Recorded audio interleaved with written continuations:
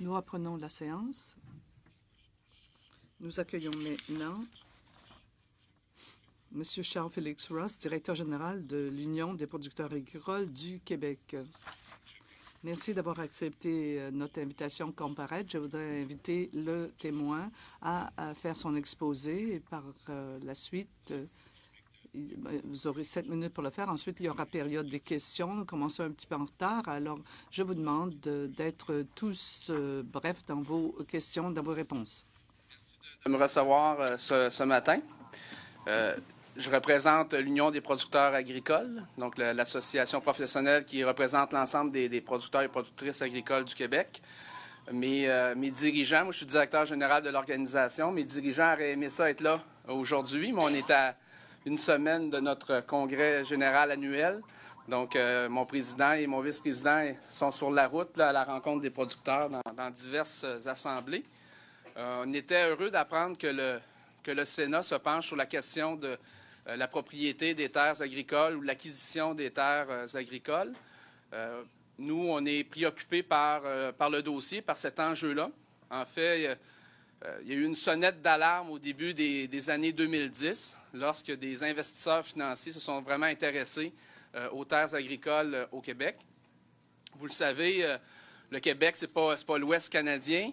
On a une agriculture qui est dynamique, qui est prospère, mais le territoire agricole, c'est que 4 de notre territoire provincial. Sur le 4 ça représente 6 millions d'hectares qui sont protégés par une loi, la loi sur la protection du territoire agricole, mais sur les 6 millions d'hectares, il n'y a seulement que 2 millions d'hectares. Donc, le tiers de ce qui est protégé qui est en culture. Donc, c'est quand même très, très petit par rapport à l'ensemble de notre territoire. Et ça s'est développé principalement dans la plaine du Saint-Laurent, où donc il y a une pression, les gens sont installés là également. Donc il y a une pression urbaine, une pression d'étalement qui se fait sur les terres agricoles. Je vous disais qu'en 2010, la sonnette d'alarme a résonné. En fait, à ce moment-là, on avait des rumeurs que des investisseurs chinois achetaient des terres agricoles dans la région de Saint-Hyacinthe. Ça ne s'est pas avéré réel. Mais durant la même année, la Banque nationale, qui est une institution financière, a commencé à acheter des terres agricoles au lac Saint-Jean pour pratiquer l'agriculture. Et on avait rencontré à ce moment-là le PDG de la banque, M. Louis Vachon, qui nous avait dit que la banque voulait investir 100 millions de dollars dans l'achat de terres agricoles. On était 2010-2011, on était à la suite de la crise financière. Et M. Vachon avait dit, nous, ce qu'on recherche, c'est des actifs, des valeurs refuges, parce que la bourse ne donne plus de rendement. Et les terres agricoles, année après année, elles s'accroissent, ça donne du rendement. Donc, ça vient amener de la stabilité au niveau de notre portefeuille financier. Donc, depuis 2010-2011, on surveille le marché des terres agricoles. On a interpellé notre gouvernement provincial qu'on était inquiet de la situation. En fait, et on lui a demandé d'intervenir par certaines actions. Il y a 4 raisons qui ont justifié notre interpellation de notre gouvernement. Ce qu'on a remarqué dans notre étude du marché foncier agricole au Québec, c'est qu'il y avait eu une augmentation très importante du nombre de transactions annuelles. Donc, le marché des terres était beaucoup plus actif qu'il l'était. Et deuxième observation, la valeur des transactions. Donc, plus de transactions, mais des actifs qui se transigent à des montants encore plus élevés. Donc, c'était donc un marché plus actif en termes de nombre de joueurs, plus actif en termes de valeur des transactions. On avait également observé des nouveaux joueurs. Bon, la Banque nationale s'est retirée depuis, mais il y a des investisseurs financiers, des fonds d'investissement qui s'intéressent aux terres agricoles du Québec. Ce n'est pas nécessairement des fonds étrangers, c'est des fonds canadiens. Et bon, la principale vocation de ces fonds-là, ce n'est pas de faire de l'agriculture, c'est d'avoir des rendements sur les actifs. Et ça nous a préoccupés. Et quatrième raison, c'est que le modèle d'affaires de ces fonds-là qu'ils proposent aux agriculteurs, nous, on pense que ce n'est pas un modèle d'avenir pour maintenir une agriculture dynamique au Canada. Donc, on a dénoncé ça auprès de notre gouvernement. On lui a demandé d'intervenir de 2 façons principalement. De faire une vigie du marché des terres agricoles. On protège au Québec 6 millions d'hectares, il y a 2 millions d'hectares en culture, mais il n'y a pas de vigie gouvernementale du marché des terres agricoles, des actifs agricoles. Donc, on protège, mais on ne sait pas qu'est-ce qui se passe sur le marché en question. Et on lui demandait également, pour freiner l'appétit des fonds d'investissement, on lui demandait de réglementer, de limiter l'achat de terres agricoles à 100 hectares par année. Qu'un individu, qu'une entreprise, qu'un fonds d'investissement ne puisse pas acheter plus que 100 hectares par année. Juste pour vous dire, par exemple, une ferme moyenne au Québec, c'est 100 hectares. Donc, c'est quand même énorme, 100 hectares. Ça peut paraître petit, mais si on prend l'exemple, vous l'avez dans les documents qui vous ont été transmis, le fonds d'investissement Pangea avait acheté, là, sur une période de 2-3 ans, 4000 hectares de terre. Donc, au Québec, c'est l'équivalent de 40 fermes, de 40 familles qui vivent ou qui peuvent vivre sur une entreprise agricole. Donc, c'est assez important. Donc, c'est les demandes qu'on a formulées à notre gouvernement. Il y a eu une commission parlementaire qui s'est tenue à l'Assemblée nationale au printemps 2015, mais depuis, il y a eu un rapport. Le rapport disait quand même au gouvernement de mettre en place un registre, une vigie du marché des terres, mais il n'y a pas eu de suite vraiment là, qui a été donnée à cette recommandation-là. Donc, nous, je vous dirais que c'est les principales observations qu'on souhaitait faire au comité sénatorial ce matin. Merci beaucoup, M. Ross. Maintenant, la première question, le sénateur Desjardins, s'il vous plaît. Merci beaucoup, Monsieur le Président. Évidemment, pour votre information, M. Ross, je connais très bien la région de Saint-Hyacinthe. J'étais le candidat conservateur en 2011, mais ceci étant dit, j'ai des bons liens avec la région de Saint-Hyacinthe, quand même plusieurs années dans la région de la Naudière, donc je connais évidemment le prix des terres agricoles. Mais ceci étant dit, moi, je vous ai amené, peut-être vous l'avez remarqué, sur l'étalement urbain. On sait qu'il y a beaucoup de producteurs agricoles qui sont approchés par des promoteurs immobiliers, et je ne sais pas si vous l'avez senti à l'UPA, qui sont approchés pour vendre leurs terres, parce qu'évidemment, certains promoteurs immobiliers qui sont très patients peuvent acheter la terre, la garder pendant un certain temps et attendre de l'étalement urbain. Je pense que il y a plusieurs années, on l'a vécu dans la région de Laval, où les terres ont pris beaucoup de valeur, où certaines se sont vendues. Peut-être que les gens se sont mis millionnaires en vendant leur terre, mais il en reste que ça repousse petit à petit. Est-ce que l'UPA est sensibilisé évidemment, à l'approche des promoteurs immobiliers qui attendent à acheter des terres agricoles? Évidemment, parce que vous l'avez mentionné vous-même, qu'à la bourse, évidemment, c'est un bon placement et qui peuvent revendre ces terres-là plus tard à des promoteurs immobiliers. Est-ce que vous êtes sensibilisé à ce genre de situation-là? C'est sûr qu'on est extrêmement préoccupés. On dénonce la situation, je vous dirais, continuellement. Au Québec, on perd 4000 hectares. Il y a 4000 hectares de terres annuellement qui sont dézonés, donc qui sortent de la zone agricole pour être utilisés à d'autres vocations que l'agriculture. Sur une période de 10 ans, c'est l'équivalent du territoire de l'île de Montréal. Donc, c'est quand même assez important. Puis on l'a vu quand on a observé le marché des terres agricoles. C'est pas... oui, dans certaines régions périphériques, des investisseurs sont intéressés, mais la spéculation, ce que vous dites, là, le nombre de transactions s'est accru principalement dans les régions, dans les zones périurbaines. Donc, lorsqu'on regarde là, les transactions, il y a un bureau d'enregistrement. Les transactions sont enregistrées au bureau d'enregistrement. Lorsqu'on regarde qui transige les terres, oui, il y a beaucoup d'agriculteurs, mais il y a beaucoup également là, de compagnies à numéro. Lorsqu'on fouille un peu, mais c'est souvent des compagnies qui appartiennent à des promoteurs immobiliers ou à des firmes d'avocats. Dans le territoire de la CMM, donc la communauté urbaine de Montréal, c'est 50% des terres agricoles qui sont exploitées, qui sont louées à des agriculteurs. Donc, les producteurs ne sont pas propriétaires des terres agricoles, ils les exploitent, mais ces terres-là appartiennent à une multitude de propriétaires. Et oui, ce phénomène-là est très, très inquiétant. Et nous, on demande là, à ce que le gouvernement là, renforce là, l'application. Je dirais que la loi, en soi, a fait le travail, mais qu'il renforce l'application de la loi de la protection du territoire agricole et de se donner une meilleure vision de l'aménagement urbain. Là, comment on aménage le territoire? Est-ce qu'on peut favoriser la densification? Est-ce qu'on peut avoir un plan d'action à long terme sur le transport en commun? Là, on sort de l'agriculture, mais la planification de ce qu'on fait du territoire, de comment on l'aménage, de comment on voit la ville dans 10, 15 ans, 20 ans d'ici. Si on utilise l'espace correctement, bien, ça fait moins de pression sur le territoire agricole. Et ça, au Québec, là, pour toutes sortes de raisons, la façon dont la fiscalité est aménagée, plus de 80 du revenu de nos municipalités proviennent des taxes prélevées sur le foncier. Donc, sur les immeubles, sur les commerces, les résidences, les terres agricoles. Donc, ça met énormément là, de pression.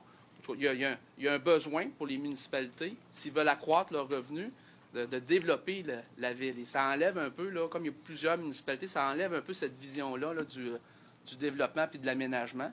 Puis indirectement, ça met de la pression sur les terres agricoles, puis ça favorise les promoteurs. Avec votre permission, M. le Président. Évidemment, vous m'avez surpris un petit peu quand vous avez dit que vous avez parlé de l'investissement de la Banque nationale. On sait tous que les banques sont là pour faire des profits. Même chose pour les fonds aussi qui cherchent du rendement. Est-ce que vous avez une certaine certitude qu'un jour, ça ne se retournera pas sur le monde agricole? Le fait qu'un exemple, il achète des terres, puis il n'y aurait plus de locataires pour exploiter ces terres agricoles-là. Donc, imaginez, la banque achète des terres, il n'y a plus de locataires. Et pour X raisons, qui pourrait profiter de ces interventions-là, des investisseurs qui achètent des terres, il n'y a plus de locataires un jour? Est-ce que ça peut arriver, ça? Est-ce que vous avez vu ça dans vos perspectives du futur? Nous, c'est sûr qu'on s'est posé la question. M. Vachon avait été clair avec nous. Il n'a pas été transparent. Il dit, nous, on cherche des actifs de refuge à inclure et à introduire dans notre portefeuille.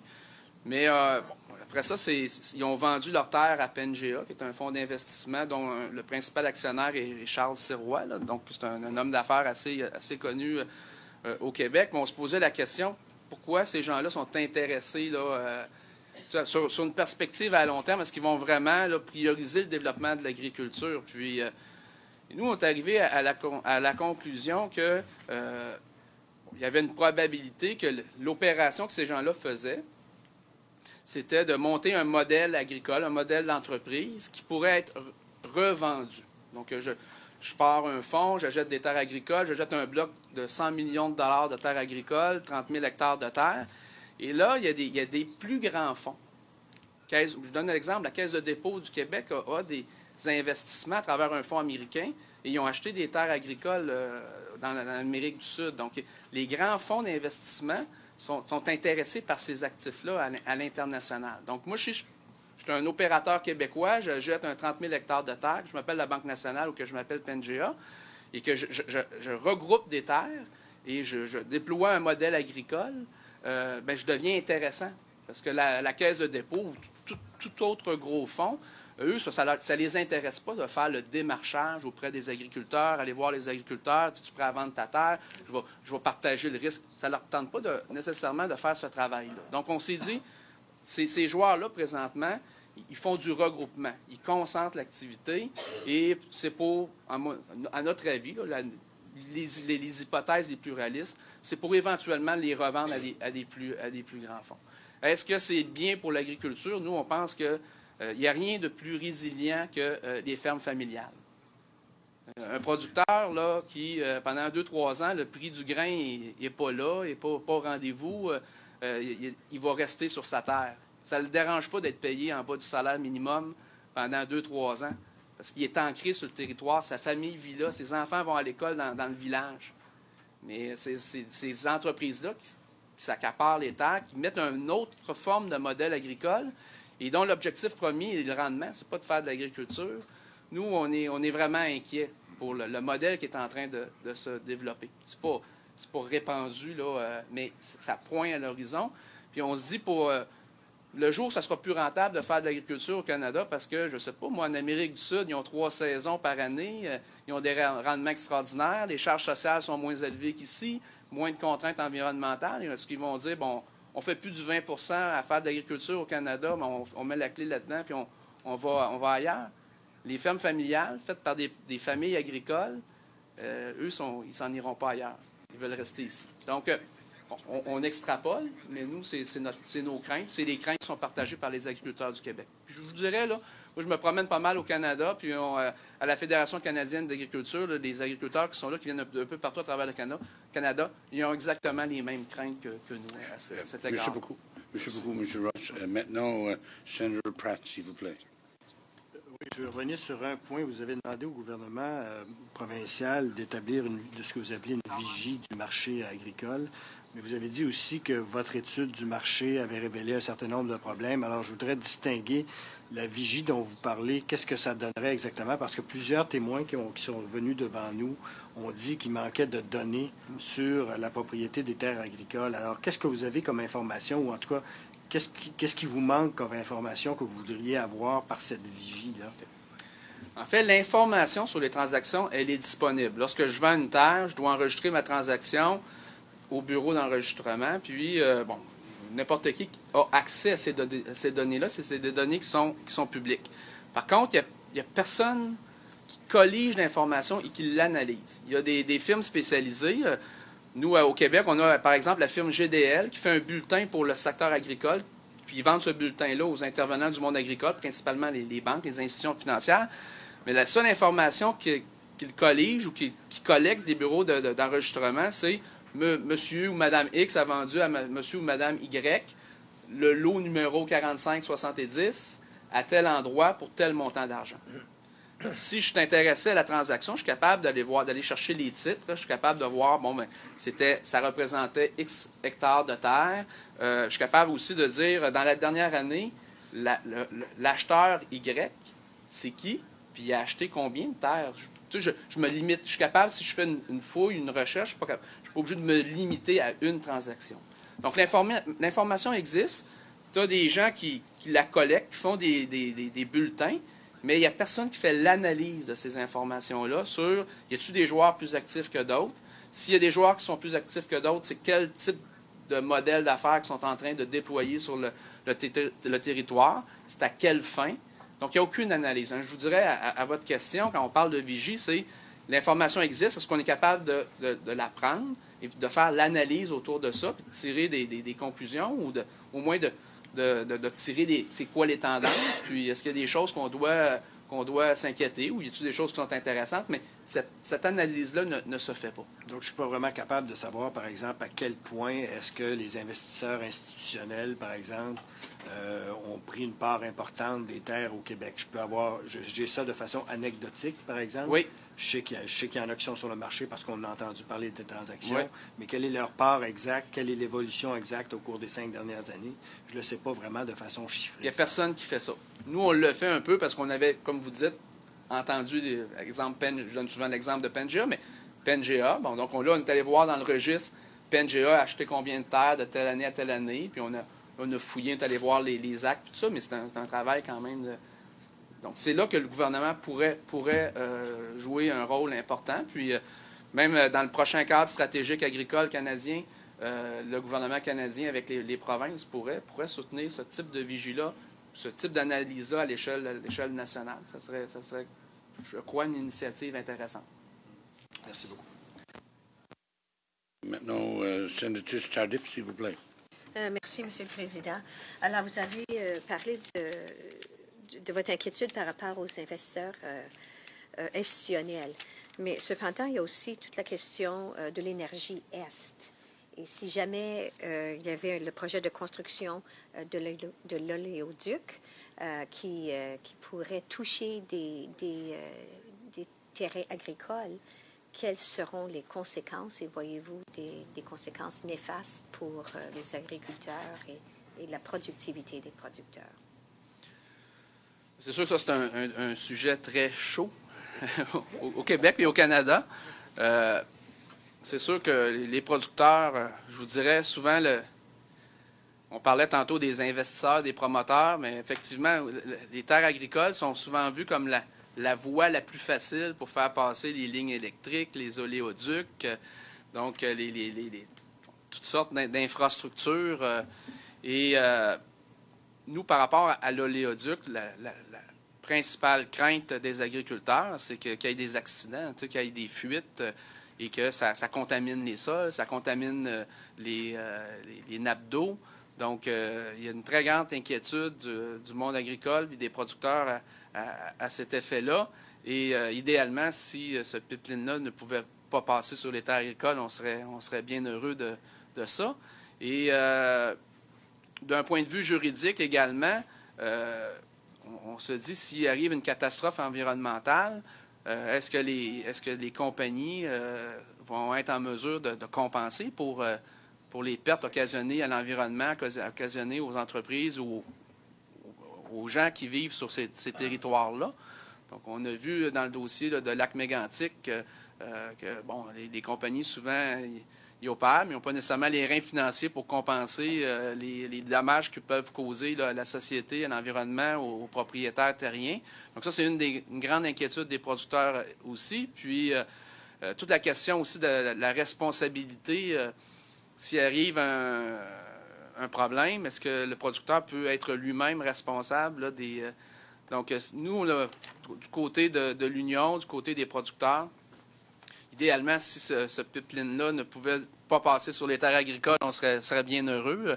En même temps, je vous dirais qu'on est dans l'encadrement légal. Si les autorités gouvernementales disent que le pipeline passe, on est obligé de vivre avec. Mais nous, on va dans ce contexte-là, si ça va de l'avant, on va exiger du moins, que le gouvernement mette des règles pour que s'il arrive des problèmes, les fonds soient là pour compenser, puis que les fonds soient là également pour, pas les fonds, mais que l'encadrement réglementaire, les normes, soient assez sévères, qu'il y ait un contrôle, une surveillance également pour éviter qu'il y ait des catastrophes. Donc, idéalement, on souhaiterait que ça ne passe pas. Et si ça passe, on souhaite que l'encadrement, le réglementaire légal autour de ce projet-là soit suffisant pour protéger les citoyens. Merci. Merci beaucoup. Maintenant, Senator O. Thank you, Chair. Merci, Monsieur le Président. Merci à notre témoin. Vous avez dit précédemment qu'il n'y a pas d'investissement chinois qui investit dans les terres agricoles du Québec. C'est pas avéré vrai. Je ne dis pas que ça s'est pas avéré vrai. It's not true? On n'a pas de preuves où il n'y a pas eu de... Je ne peux pas vous garantir avec la main sur la Bible qu'il n'y a pas d'investisseurs chinois au Québec, mais je peux vous garantir qu'on n'a absolument aucune information qui pourrait démontrer qu'il y a des investisseurs d'origine chinoise qui investissent dans les terres agricoles au Québec. Est-ce que j'ai une réponse de politicien? Oui, hein, c'est ça. Anyway, Une partie de notre comité s'est rendue récemment en Chine pour promouvoir la production agricole du Canada en Chine. La Chine est maintenant le deuxième marché d'exportation des produits agricoles du Canada. C'est un marché extrêmement important pour nos agriculteurs qui produisent les produits agricoles de la meilleure qualité. Et le marché chinois adore ces produits. J'ai entendu dire qu'il y avait un projet pilote dans d'autres parties du pays. Je ne sais pas ce qu'il y en a au Québec. Et on produit des denrées agricoles consommées en Chine pour les exporter en Chine. Est-ce qu'il y a quelque chose de ce genre au Québec? Il y avait un projet qui se dessinait là, en Abitibi, mais c'était des Montréalais, des Québécois là, d'origine chinoise là, de Montréal qui voulaient investir en Abitibi, dans une usine de transformation de l'usine, de cubage de l'usine pour exporter là, vers la Chine. Mais puis ils voulaient faire un partenariat avec les producteurs locaux. Mais l'investisseur était d'origine chinoise, mais c'était un Canadien. C'était un Canadien qui voulait investir. Mais c'est le seul projet au Québec, c'est le seul projet où on a eu un petit peu d'informations, mais c'est pas un projet qui est en train il y a eu des échanges, mais il n'y a pas eu vraiment une concrétisation du projet jusqu'à maintenant. Thank you, Chair. Merci, Monsieur le Président.